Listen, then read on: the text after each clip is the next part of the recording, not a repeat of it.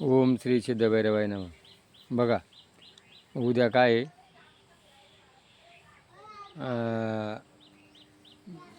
भीष्म एकादशी. बघा, भीष्माचार्य ज्या वेळेला बाणाचा आथुर्ण होता 6 महिने, त्यावेळेला काय होतं, उत्तरायण दक्षिणायन होतं. आणि ज्या वेळेला उत्तरायणामध्ये त्याला प्राण सोडायचा होता, आणि तो सोडलेला दिवस म्हणजे काय आहे? उद्या भीष्माचार्य एकादशी. हे एकादशीला त्याने काय केलं? त्याचं प्राण सोडला. भीष्माचार्य इच्छामरणी होता. भीष्म म्हणजे कठीण. बघा, कठीण म्हणजे काय? ज्या वेळेला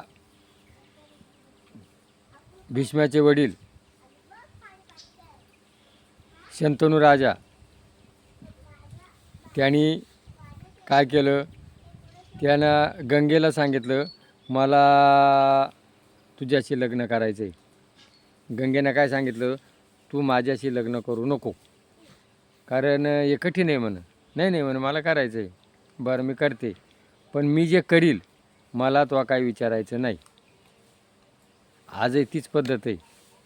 आज पत्नी बायको काय करील तिला विरोध करायचा नाही. आज ती परिस्थिती आज आहे. आणि मग ती काय करायची? मूल झालं का ते पाण्यात टाकून द्यायची. तिनं किती मुलं टाकली? 6 मुलं टाकली. शेवटी 7वं जो मुलगा होतं ती टाकायला चाली, त्यावेळेला त्याने प्रतिकार केला, गंगे तू काय करते?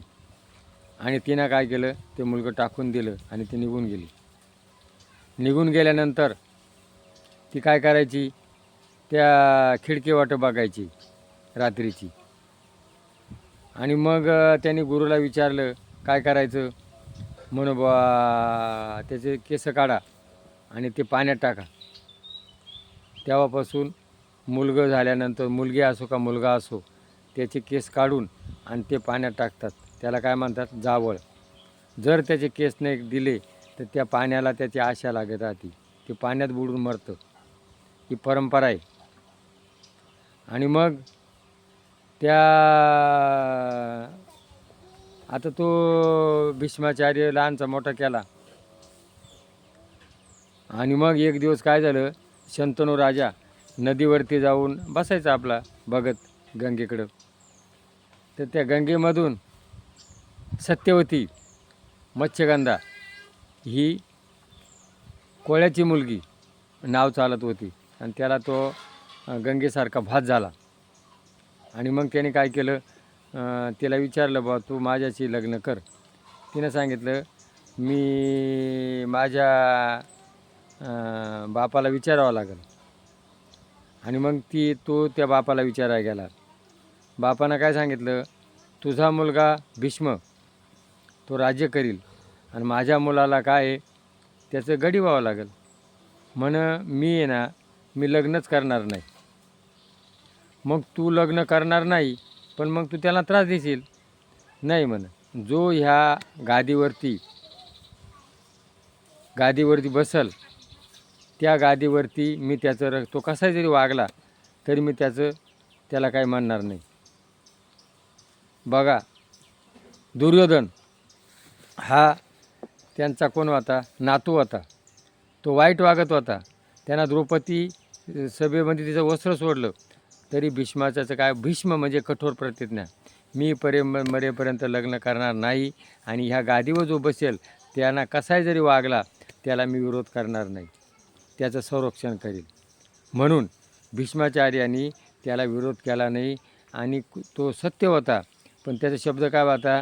मी या गादीचं रक्षण करील. म्हणून तो दुर्योधनाच्या बाजूनं लढला. काय? भीष्म म्हणजे कठीण. पितृवचन, बापाचं वचनाला दागणारा कोण आहे? भीष्माचार्य. आणि ज्या वेळेला शंतनू राजाची विधी करायची पाळी आली त्यावेळेला काय करायचे? पाण्यामध्ये पिंडदान करायचे.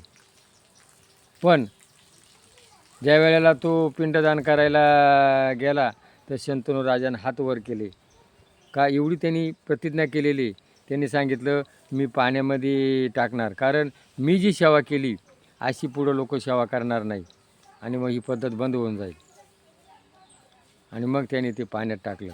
काही ठिकाणी पाण्यात टाकतात, काही ठिकाणी कावळ्याला देतात.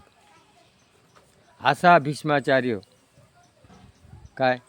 आणि मग एवढं चांगला होता तरी त्याने काय केलं होतं, लहानपणी घोड्यावर चालताना एक सरड्या होता, त्याला बाण मारला होता आणि त्या ऋषीनं त्याला शाप दिला होता का तू मरताना बाणाच्या शाईवर पडशील.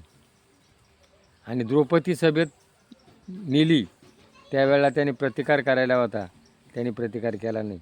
त्याच्या चुकामुळं त्याच्या कर्माचे फळं त्याला भोगावं लागले. कोणाला? भीष्माचार्याला. असे ही भीष्म एकादशी उद्या आहे आणि त्यांनी जशी आईवडिलांची सेवा केली तशी आपण करा. हे जर केलं तर आपल्याला पुण्य मिळेल. आज या कलियुगामध्ये हा बेमान युग आहे. बेमान युगामध्ये आठवण त्यांची राहिली नाही. पण ध्यानात ठेवा, सुख कुठे? देवाच्या पायापाशी. म्हणून तर देवाच्या पाया पडतो. सुख कुठे? वडीलधाऱ्या लोकांपाशी. सुख कुठे? गुरुपाशी. सुख कुठे? आईवडिलांपाशी. आणि मग आईवडिलांचं जर दर्शन घेतलं की ज्यावेळेला आपला हात लावतात त्यांची ऊर्जा रेकी.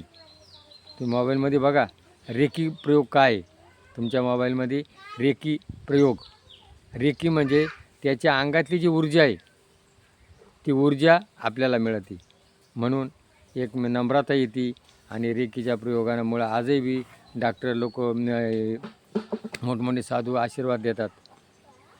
डॉक्टर भगत लोक अंगारा लावतात. म्हणजे तो रेकी प्रयोग म्हणजे त्याचं जे केलेलं पुण्य आहे ते पुण्य कोणाला मिळतं? आपला. म्हणून वाडवडिलांचा आशीर्वाद घ्या, पुण्य घ्या. बायकोना नवऱ्याच्या ज्या वेळेला पाया पडली तो हात लावतो ते पुण्य मिळतं. सासुसऱ्यांचं पुण्य मिळतं. आज या विज्ञान युगामध्ये लोक त्याला मानते नाही, पण आता विज्ञानानं शोध लावला रेकी प्रयोग. मोबाईलमध्ये विचारा तुम्ही रेकी प्रयोग म्हणजे काय. रेकी म्हणजे आशीर्वाद, रेकी म्हणजे ऊर्जा. ही ऊर्जा आपल्याला घेण्याकरता तुम्ही आईवडिलांचं दर्शन घ्या. भीष्माची प्रतिज्ञा जी होती त्या भीष्माच्या याला समाधान लागेल. हे जर पटलं असेल तर क्लिक करा. जय भैरवनाथ महाराज की जय.